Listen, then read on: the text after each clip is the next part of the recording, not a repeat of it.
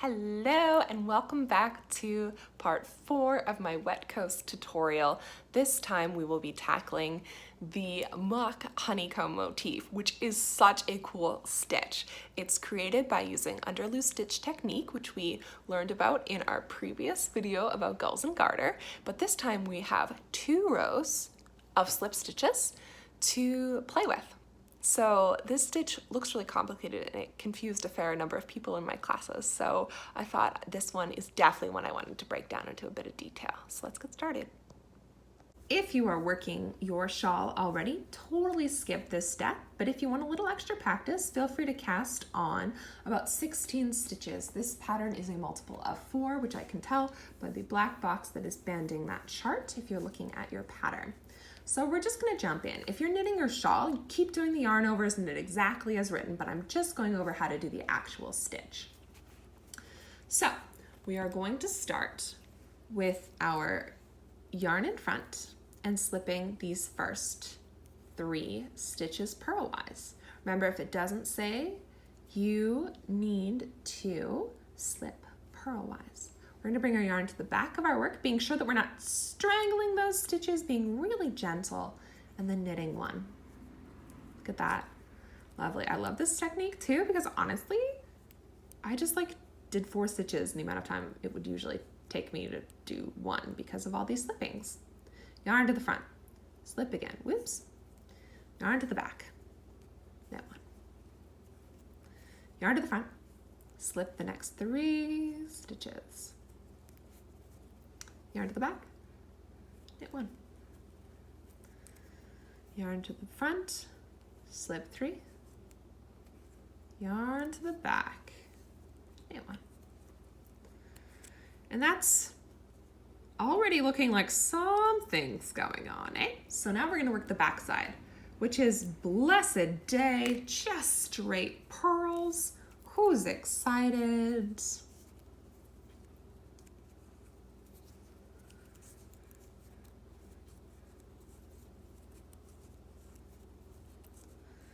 Okie dokie. Just gonna blow through these stitches here.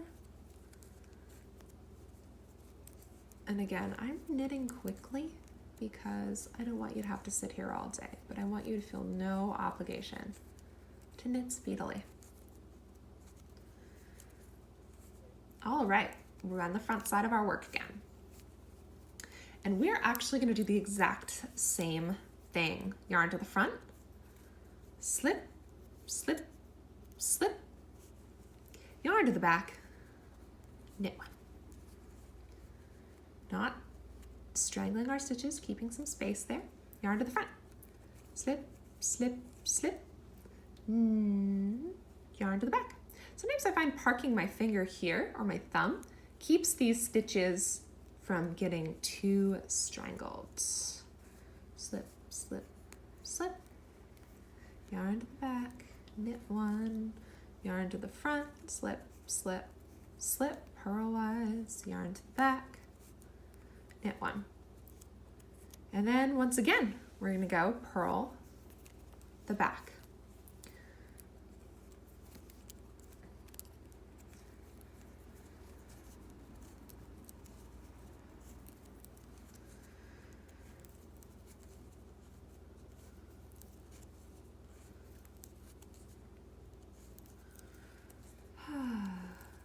My favorite kinds of stitches are just plain on the back.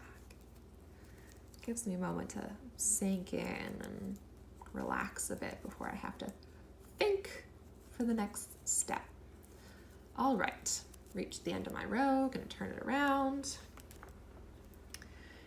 And now we are going to admire our work. Very important step. So that looks pretty dang good. Some letters, my letter's a little funky. I am knitting while looking at my screen, which was not giving me the best technique. So now we're gonna perform something called an under loose stitch. So we're gonna knit 1 under that loose stitch.